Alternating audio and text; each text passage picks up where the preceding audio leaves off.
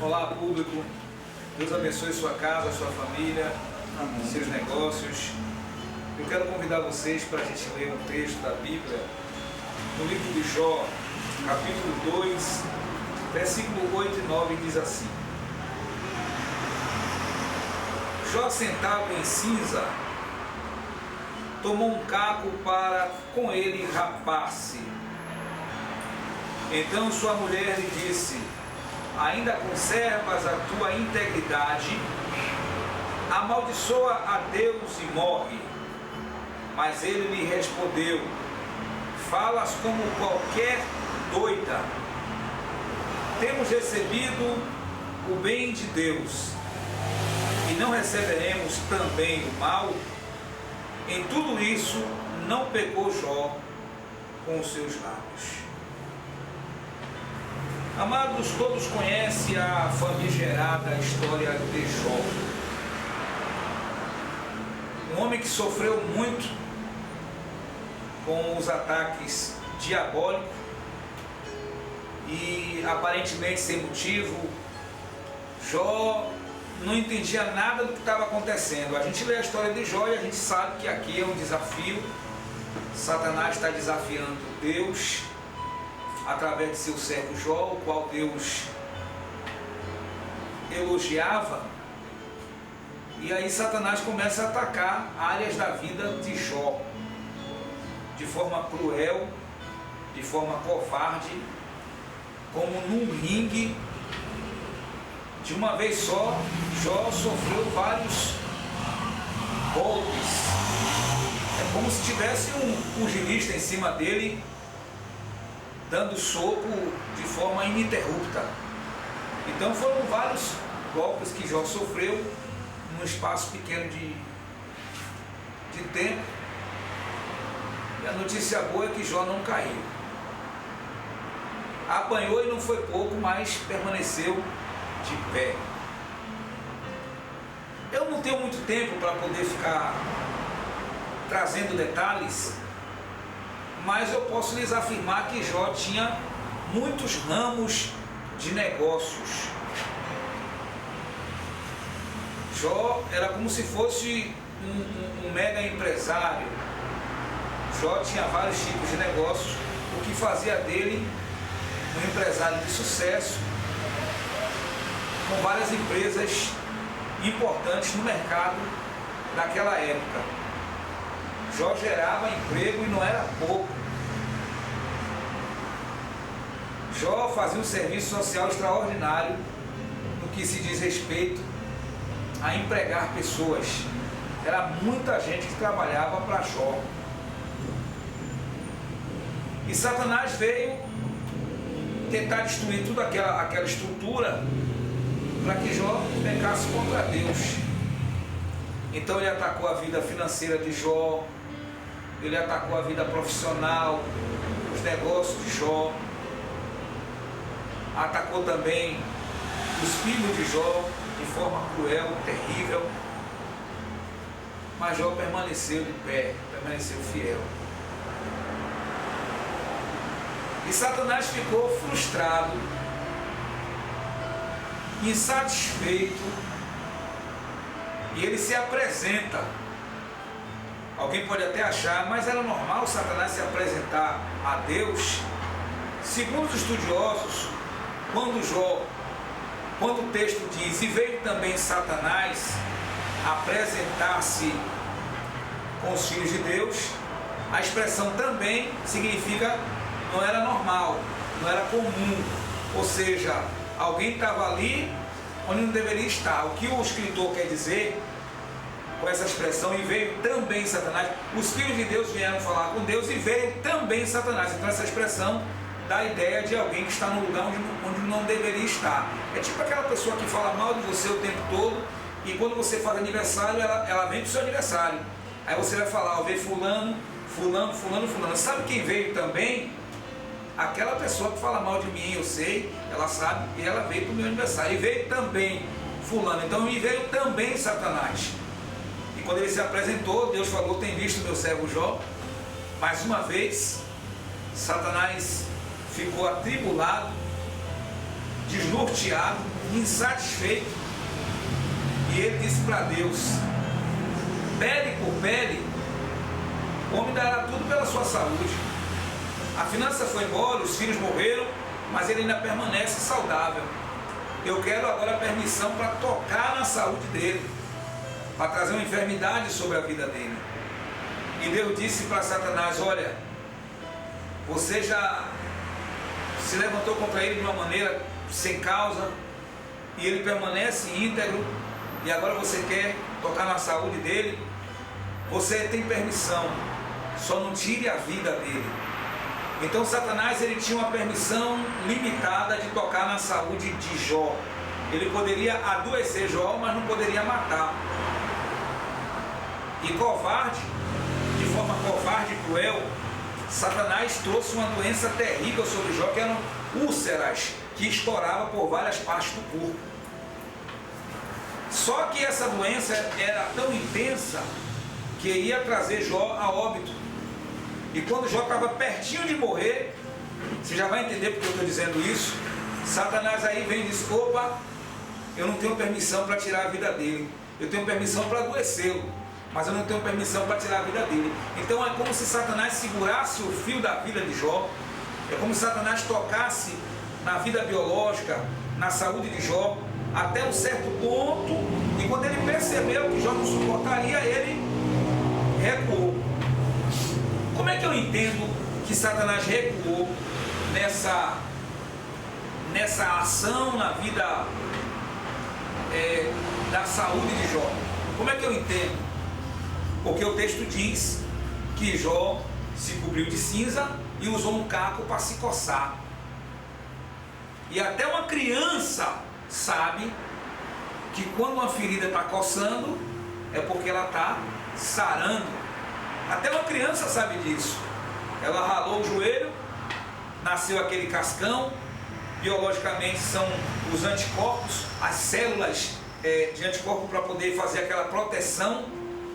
Aí cria-se aquele cascão e a ferida vai fechando, e à medida que vai cicatrizando, um dos maiores sinais da cicatrização, até para uma mulher que faz uma cirurgia, um cesáreo, enfim, quando o ferimento está coçando, a gente entende que está sarando. Então eu entendo que nesse momento Jó já estava sendo curado daquele mal, ou seja, Satanás disse: eu não posso avançar, eu tenho que parar. Então aquela enfermidade começou a regredir, e Jó começa a vislumbrar saúde. Jó começa a entender, né? Ele se cobre de cinza e começa a se coçar, porque ele estava sendo curado.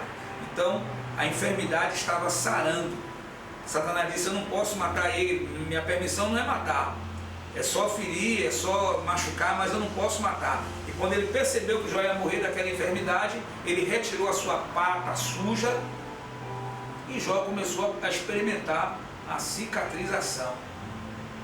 E aí Satanás coçou a cabeça, olhou ao redor e disse: o que é que eu vou fazer? Eu ataquei o financeiro, eu ataquei os filhos, eu ataquei até a saúde desse homem, e esse homem não cai, duro na queda. E quando ele olha ao redor, ele percebe a mulher de Ló, enlutada pela perca, não só do luxo.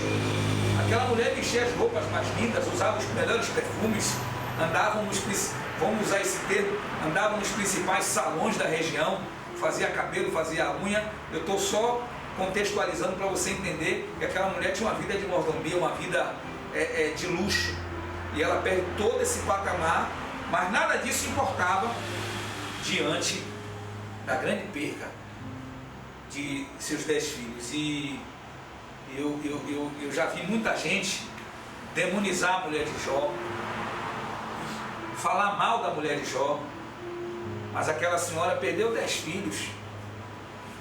Nenhum dos senhores, nenhuma das senhoras que me ouve ou que me assiste nesse momento teria condições de perder um filho, que dirá as 10. Até porque a vida prepara os filhos para perder os pais, mas não prepara os pais para perder os filhos. Então ali tem uma mulher enlutada, já entrando em depressão, Atribulada era apelido. E Satanás usou essa fragilidade para tentar Jó. E ele disse: pronto, eu mexi na finança, não deu certo. Mexi na saúde, não deu certo. Agora eu vou usar a companheira. Então ele vem sopra no ouvido dela para que ela desafiasse Jó. E aqui eu tenho um esclarecimento a fazer. Quando ela abre a boca e diz assim: amaldiçoa teu Deus e morre. Na verdade, ela está dizendo: tu nem ainda como você consegue conservar a sua fé estando nessa situação? Deixa eu trocar em miúdo o que aquela mulher quis dizer.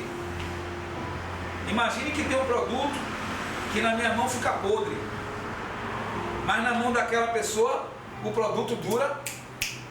Então você faz a pergunta: esse produto com 2 dias está podre, na sua mão está conservado durante semanas. Então, Jó, acabou a minha fé, eu não tenho mais fé, eu não acredito mais em Deus.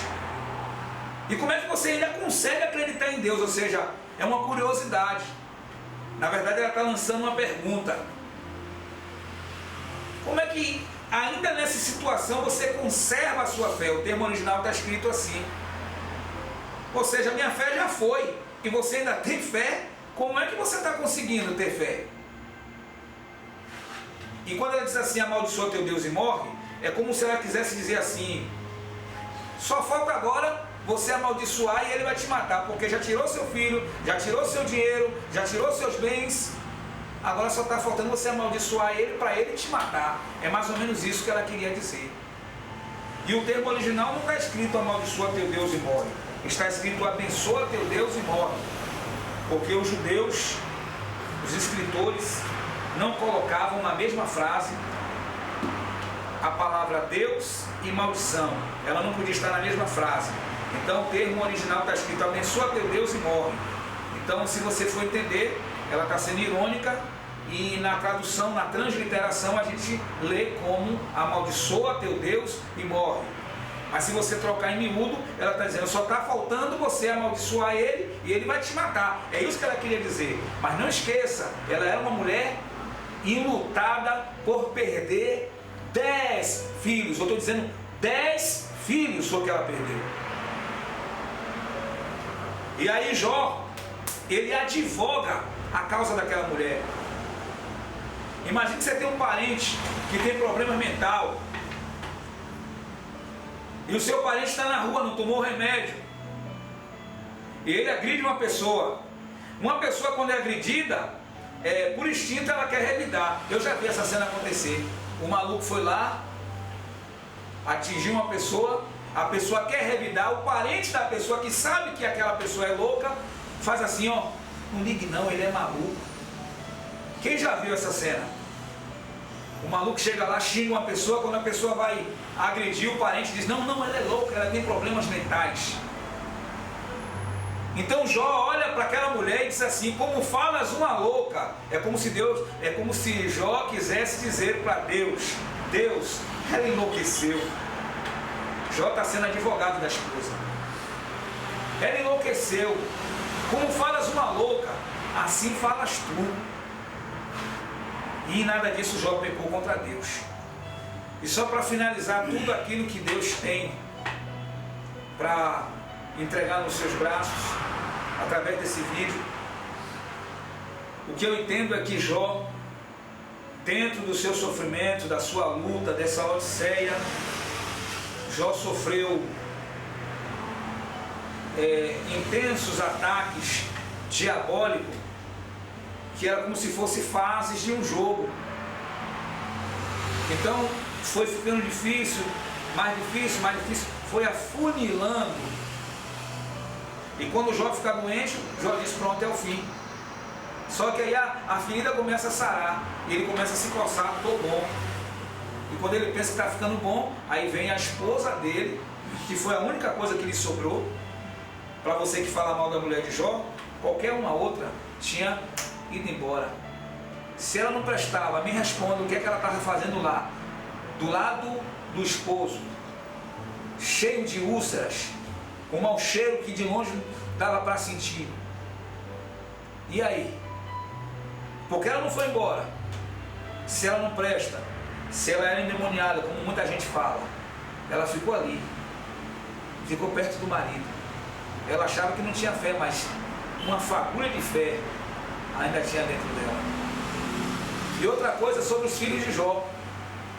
Eu já vi as pessoas dizer que os filhos de Jó foram para o inferno, que os filhos de Jó não eram crentes, que os filhos de Jó, porque os filhos de Jó faziam festa. Era normal aquele povo fazer festa. Só que quando a gente fala de festa, a gente associa logo as festas que a gente conhece, regada a bebida, drogas. Então a gente acha que os filhos de Jó faziam festas regadas a essas coisas, bebida, drogas e tudo mais. Não, era normal fazer festa. Uma coisa que eu acho muito linda nos filhos de Jó é que eles faziam festa todo final de semana na casa de um. Hoje é na casa do nosso irmão fulano. Hoje a última festa foi realizada na casa do irmão mais velho. Eu imagino que a primeira festa foi feita na casa do irmão mais velho. O irmão mais velho deu a primeira festa. Há uma probabilidade muito grande. A Bíblia não diz, mas eu estou usando só probabilidade. Por ser o mais velho, provavelmente ele deu a primeira festa. Aí o segundo deu, o terceiro deu, e assim sucessivamente até o caçula fazer a festa em sua casa. Então, a primeira festa provavelmente foi na casa do mais velho, e a última festa também foi na casa do mais velho. Isso é sinal de que eles eram unidos. Mas está escrito que Jó oferecia sacrifício porque os filhos tinham pecado. Leia a Bíblia direito. Leia a Bíblia direito. A Bíblia não diz que os filhos de Jó pecavam. A Bíblia diz que Jó falava assim, vá que meus filhos tenham blasfemado contra Deus no seu coração. Por que no seu coração? Porque Jó não tinha nada tangível e palpável. Jó não tinha nenhuma informação real de que seus filhos haviam pecado contra Deus. Ninguém chegou para Jó e disse assim, seus filhos xingou Deus, encheram a cara e blasfemaram. Não. Jó não tinha nenhuma informação. Jó tinha uma dedução. Vamos supor que você sai de casa e você pensa assim, vá que minha esposa não fechou a porta. E você volta para conferir se a porta está fechada ou aberta. Então, você achar que ela não fechou a porta não significa que ela não tenha fechado. Mas a probabilidade dela ter fechado é grande, como a probabilidade dela não ter fechado também, 50% de cada. E quando você chega lá, você vai ver se ela fechou ou não a porta. Então, Jó não tinha certeza. Jó tinha um pensamento, uma dedução. Jó tinha uma vida tão casta, tão santa diante de Deus, que ele queria que seus filhos fossem da mesma maneira. Ele dizia assim, vá que meus filhos pecaram contra Deus, mesmo que seja dentro do coração, sem ninguém ver, porque Jó não tinha certeza. E ele fazia sacrifício. E esse sacrifício que Jó fazia era na presença de todos os filhos. Era a festa na casa de todo mundo, mas na hora da consagração, na hora da festa, ou na hora dos sacrifícios que Jó apresentava a Deus, e a mulher e os filhos. Então eu tenho base bíblica para lhes afirmar que os filhos de Jó eram crentes. Eles eram crentes. Eles eram crentes, eles eram evangelizados. E outra coisa, a gente não vai esperar chegar a hora da morte para fazer uma decisão. Mas todo mundo sabe que a primeira pessoa a ser salva foi o ladrão da cruz. Lá na cruz ele se arrependeu antes de morrer e recebeu salvação. Então, se tinha algum filho de Jó ali fraco, desviado, vamos usar esse termo, na hora da ventania se converteu rapidinho. E eu tenho certeza que Deus guardou no paraíso os filhos de Jó. Porque a Bíblia diz que Deus deu em dobro, não foi? Tudo que Jó tinha. Mais filhos, Deus deu quantos? A mesma quantidade. A mesma quantidade. Tudo que Jó tinha, Deus deu em dobro. Mais filho, Deus deu a mesma quantidade. Por quê? porque Jó não perdeu seus filhos. Eu vou dizer uma coisa para você: quando alguém que você ama muito parte para a eternidade e essa pessoa partiu com Cristo, você não perdeu essa pessoa, você vai reencontrar ela nas mansões celestiais. Então Jó não perdeu seus 10 filhos, eles apenas foram guardados por Deus, porque eu tenho motivos para acreditar que os filhos de Jó eram crentes, eles eram unidos. Um outro material que eu quero jogar no seu colo é que geralmente quando uma pessoa é muito rica, os filhos são rivais entre si, por conta da herança. E quando o pai morre, aí eles assumem que são inimigos. Já tem aquela rivalidade antes do pai morrer. E quando o pai morre, aí é uma guerra para ver quem fica com a maior parte da herança. Então os filhos de Jó eram unidos, eles eram crentes, eles tinham ensinamentos que Jó lhe dava, que sua esposa lhe dava. E a Bíblia não diz que Jó casou de novo, que Jó arrumou outra mulher. Aquela mesma mulher que ficou ali até o final com Jó, ela teve tudo restituído em dobro. E para finalizar essa mensagem, Jó passou por fases, e cada vez ficava mais difícil, cada vez ficava mais difícil. A luta que você está passando hoje é muito maior do que as lutas que você passou antes. Olha que desde que você fez a sua decisão, que a luta não para, e só ficando mais difícil, mais difícil, mais difícil. Mas assim como Jó venceu, você vai vencer, em nome de Jesus. Amém. Aleluia.